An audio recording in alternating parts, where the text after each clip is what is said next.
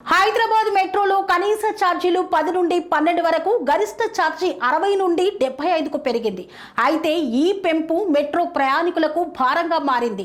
దీంతో మెట్రో ఛార్జీల పెంపుపై అటు ప్రయాణికుల నుండి ఇటు ప్రతిపక్షాల పార్టీల నుండి తీవ్ర వ్యతిరేకత వస్తోంది. హైదరాబాద్ మెట్రో ఛార్జీలు తగ్గించేలా చూడాలని పలువురు రాష్ట్రంలో అధికార కాంగ్రెస్ ప్రభుత్వాన్ని కూడా డిమాండ్ చేశారు. ఈ పరిణామాల నేపథ్యంలో ఎల్&టీ మెట్రో రైలు లిమిటెడ్ వారు పెంచిన మెట్రో రైలు ఛార్జీలను సవరించాలని నిర్ణయించింది. పెంచిన ఛార్జీలపై 10% డిస్కౌంట్ ప్రకటిస్తూ మెట్రో యాజమాన్యం నిర్ణయం తీసుకుంది. ఈ తగ్గిన మెట్రో ఛార్జీలు మే 24 నుండి అందుబాటులోకి రానున్నాయి.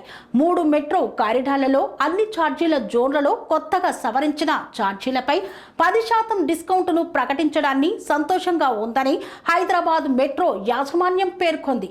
ప్రయాణికుల అవసరాలను తీర్చడానికి ఎల్&టీ మెట్రో రైలు హైదరాబాద్ లిమిటెడ్ నిబద్ధతకు ఇది స్పష్టం చేస్తుందని తెలిపింది.